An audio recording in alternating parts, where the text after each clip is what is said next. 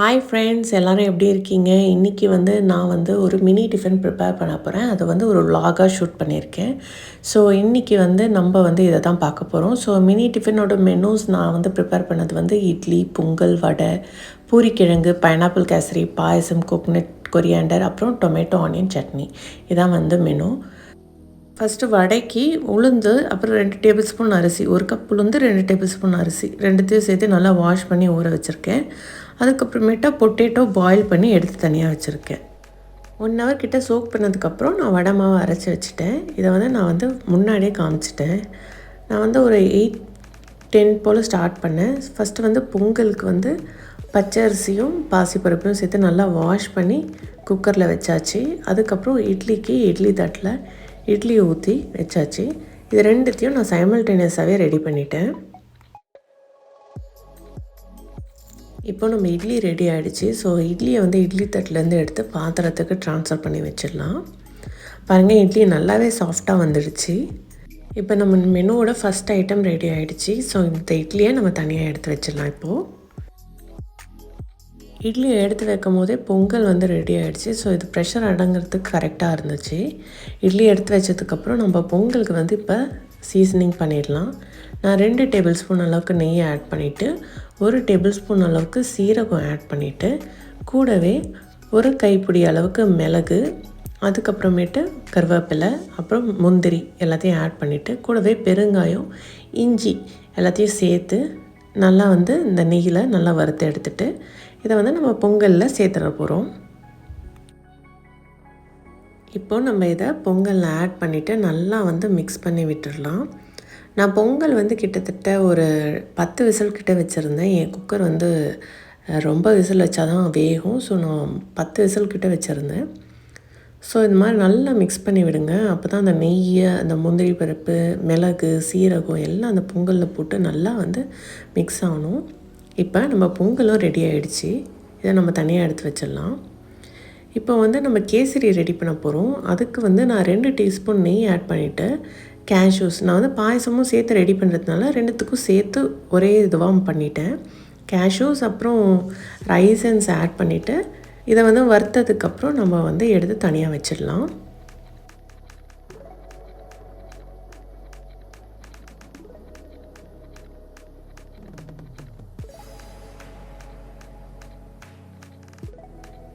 இது almost ready ஆகிடுச்சு.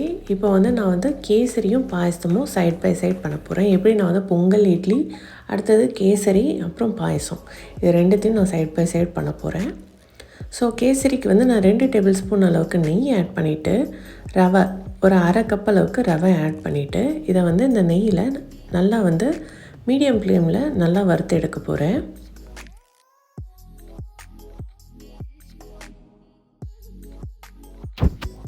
நம்ம ரவை சூப்பராக ரெடி ஆகிடுச்சு. ஸோ நம்ம இதை தனியாக எடுத்து வச்சுட்டு இப்போ பாயசத்துக்கு ரெடி பண்ணிடலாம்.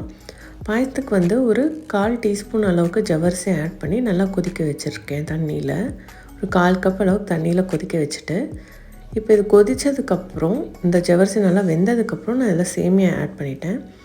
சேமியா ஆட் பண்ணிவிட்டு சேமியாவும் கொஞ்சம் பாயில் பண்ண விட்டுணும். சேமியா கொஞ்சம் வெந்து வரணும். ஸோ அதுக்கு கொஞ்சம் தண்ணி ஆட் பண்ணிவிட்டு இதை நல்லா பாயில் பண்ண வச்சாச்சு. இப்போ இதை நல்லாவே பாயில் ஆகி வந்ததுக்கப்புறம் நான் ஒரு கப் அளவுக்கு பால் ஆட் பண்ணிவிட்டு நல்லா மிக்ஸ் பண்ணி விட்டுறேன். மிக்ஸ் பண்ணி விட்டதுக்கப்புறம் ஒரு 1/4 டீஸ்பூன் அளவுக்கு கார்டமன் பவுடர் ஆட் பண்ணுறேன். ஆட் பண்ணிவிட்டு மிக்ஸ் பண்ணி விட்டுட்டு ஒரு 5 நிமிஷம் கொதிக்க விட்டுடுறேன். கொதிக்க விட்டதுக்கப்புறம் நான் இதில் ஃபைனலாக இந்த நம்ம ஏற்கனவே ரோஸ்ட் பண்ணி வச்சுருக்க கேஷ்யூஸும் ரைசன்ஸையும் ஆட் பண்ணுறேன். ஆட் பண்ணிவிட்டு ஸ்டவ் ஆஃப் பண்ணதுக்கப்புறம் நான் ப்ரௌன் சுகர், அதாவது நாட்டு சர்க்கரை சேர்க்குறேன். நான் ஏன் அடுப்பு ஆஃப் பண்ணிட்டு சேர்க்குறேன்னா, அடுப்பு ஆனில் இருக்கும்போது சேர்த்திங்கன்னா அது பால் திரிஞ்சு போயிடும். ஸோ அதனால் ஆஃப் பண்ணி சேர்த்தாச்சு. இப்போ நம்ம பாயசம் சூப்பராக ரெடி ஆகிடுச்சு. ஸோ இப்போ அந்த பாயசத்தை நம்ம தனியாக எடுத்து வச்சிடலாம். இப்போ நம்ம கேசரிக்கு நான் 1 கப் அளவுக்கு வாட்டர் ஆட் பண்ணிவிட்டு 1/4 கப் அளவுக்கு சுகர் ஆட் பண்ணியிருக்கேன். சுகர் நல்லா டிசால்வ் ஆகி கொதித்து வந்த டைமில் இதில் நான் கலர் ஆட் பண்ணிவிட்டு கூடவே பைனாப்பிள் எசன்ஸ் ஆட் பண்ணுறேன். பைனாப்பிள் எசன்ஸ் ஒரு 1/4 டீஸ்பூன் ஆட் பண்ணால் போதும். ரொம்ப ஆட் பண்ணால் ஃப்ளேவர் ரொம்ப டாமினண்ட்டாக இருக்கும்.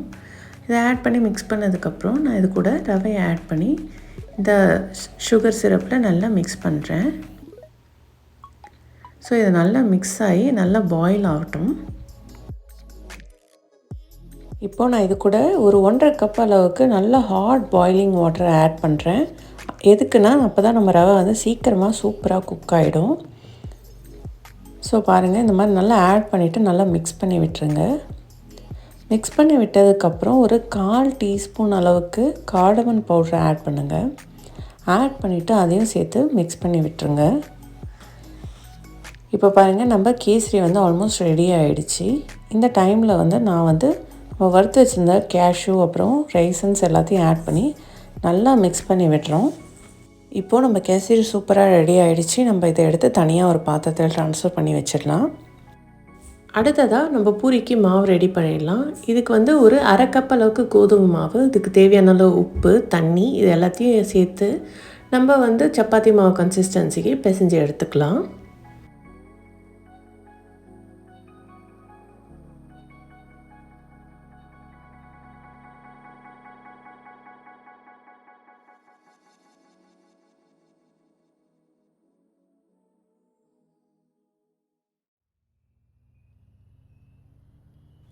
இப்போ நம்ம பூரி மாவு ஆல்மோஸ்ட் ரெடி ஆகிடுச்சு. இது வந்து நல்லா கொஞ்சம் நேரம் ஊறணும். ஸோ இந்த ஊறுற டைமில் நம்ம வந்து ஆனியன் டொமேட்டோ சட்னியும் அப்புறம் பூரி கிழங்கும் ரெடி பண்ணிடலாம். ஆனியன் டொமேட்டோ சட்னிக்கு நான் வந்து ஒரு 2 டேபிள் ஸ்பூன் எண்ணெய் ஆட் பண்ணிவிட்டு ஒரு மீடியம் சைஸ் ஆனியனை ரஃபாக சாப் பண்ணி ஆட் பண்ணியாச்சு.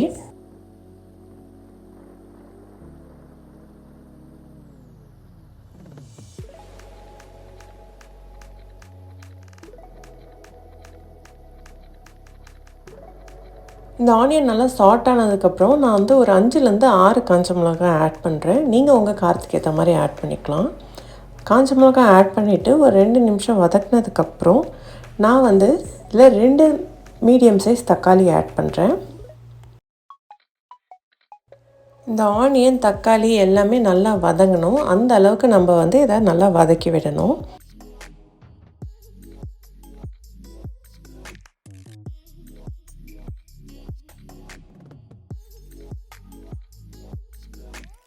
இப்போது இதுக்கு தேவையான அளவு உப்பை ஆட் பண்ணிவிட்டு இதை நல்லா மிக்ஸ் பண்ண விட்டதுக்கப்புறம் இதை ஆற வச்சு நம்ம அரைச்சி எடுத்துக்கலாம்.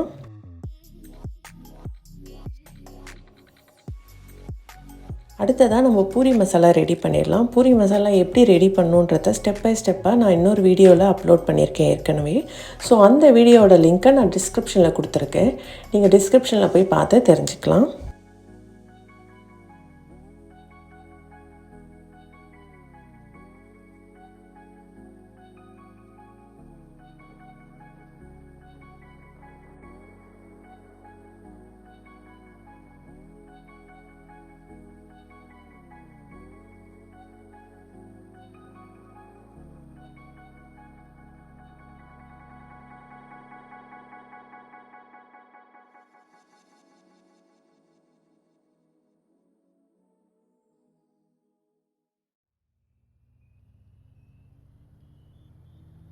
இப்போது நம்ம பூரி மசாலாவும் ரெடி ஆகிடுச்சு. ஸோ இதையும் நம்ம தனியாக ஒரு பாத்திரத்தில் ட்ரான்ஸ்ஃபர் பண்ணி வச்சிடலாம். இதுக்கப்புறம் வடையும் பூரியும் தான் பாக்கி. ஸோ ஃபஸ்ட்டு வடையை போட்டு எடுத்ததுக்கப்புறம் நம்ம பூரி சுட்டலாம். வடையோட வீடியோ வந்து கீழே லிங்க்கில் டிஸ்கிரிப்ஷன் கொடுத்துருக்கேன். ஸோ ஸ்டெப் பை ஸ்டெப்பாக எப்படி பண்ணுன்றத நீங்கள் கீழே இருக்க டிஸ்கிரிப்ஷன் லிங்க்கை கிளிக் பண்ணி தெரிஞ்சுக்கோங்க. வடை போட்டு எடுத்தாச்சு. இப்போ நம்ம பூரியும் சுட்டு எடுத்துடலாம். ஸோ பூரி கிழங்கு தனியாகவே நான் ஒரு வீடியோ பண்ணியிருக்கேன். ஸோ அதையுமே லிங்க்கில் டிஸ்கிரிப்ஷனில் ஷேர் பண்ணியிருக்கேன்.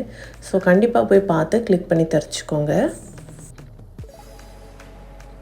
நமக்கு டைமும் கம்மியாக இருந்தனால வீடியோ வந்து அந்த அளவுக்கு ஃபுல்லாக எடுக்க முடியல. Sorry friends.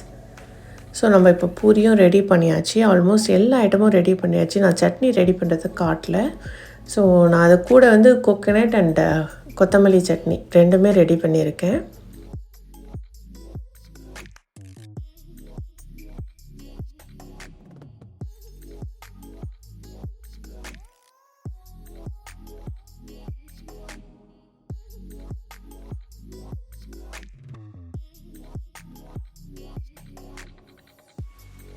இப்போது நம்ம ரெடி பண்ண ஐட்டம்ஸ் எல்லாத்தையும் பார்த்துடலாம். பூரி, இட்லி, பொங்கல், அதுக்கப்புறம் கேசரி, வடை, கொத்தமல்லி சட்னி, அப்புறம் டொமேட்டோ சட்னி, தேங்காய் சட்னி, பாயாசம், பூரி கிழங்கு.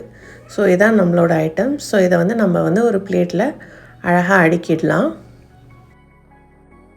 நீங்கள் விருப்பப்பட்டீங்கன்னா கூட வந்து தோசை சுட்டு இதில் வந்து மசாலா, நம்ம பூரிக்கு மசாலா ரெடி பண்ணியிருக்குல்ல, அதை உள்ளே வச்சு மசாலா தோசை கூட ரெடி பண்ணிடலாம். எங்கள் வீட்டில் இருக்கவங்க வந்து இந்த ஐட்டமே போதும் அப்படின்னு சொன்னனால நான் இதோட ஸ்டாப் பண்ணிட்டேன். ஸோ இதெல்லாம் செஞ்சு முடிக்க எனக்கு வந்து 2 ஹவர்ஸ் ஆச்சு. 1.5 ஹவர்ஸ் வந்து இந்த எல்லா ஐட்டமும் செய்யறதுக்கு, அப்புறம் 1/2 ஹவர் வந்து எனக்கு பூரிக்கும் வடைக்குமே ஆகிடுச்சு. யூஎஸில் இத்தனை ஐட்டம் வந்து நீங்கள் வெளியே போய் சாப்பிட்ணுன்னா ரொம்பவே காஸ்ட்லியாக இருக்கும். அதுவும் இல்லாமல் ரொம்ப இந்தியன் ரெஸ்டாரண்ட்ஸும் இங்கே இல்லை. அப்படியே இருந்தாலும் ரொம்பவே டேஸ்ட் கம்மியாக தான் இருக்குது. ஸோ நான் மேக்ஸிமம் வீட்லேயே எல்லாத்தையும் ரெடி பண்ணிவிடுவேன். இதை ரெடி பண்ண ரொம்பவே கஷ்டப்படுறனாலும் நம்ம கிட்ஸோட சந்தோஷத்துக்காக இதை செய்கிறதுல எனக்கு ரொம்பவே ஹாப்பி தான். உங்களால் முடிஞ்சால் நீங்களும் உங்கள் வீட்டில் இந்த ரெசிபியெல்லாம் ட்ரை பண்ணி பாருங்கள். ட்ரை பண்ணி பார்த்துட்டு எப்படி இருக்குன்னு மறக்காமல் கமெண்ட் செக்ஷனில் கமெண்ட் பண்ணுங்கள். என்னோடய வீடியோஸ் உங்களுக்கு பிடிச்சிருந்தா don't forget to like, share and subscribe to Maldives cooking series. Thanks for வாட்சிங்.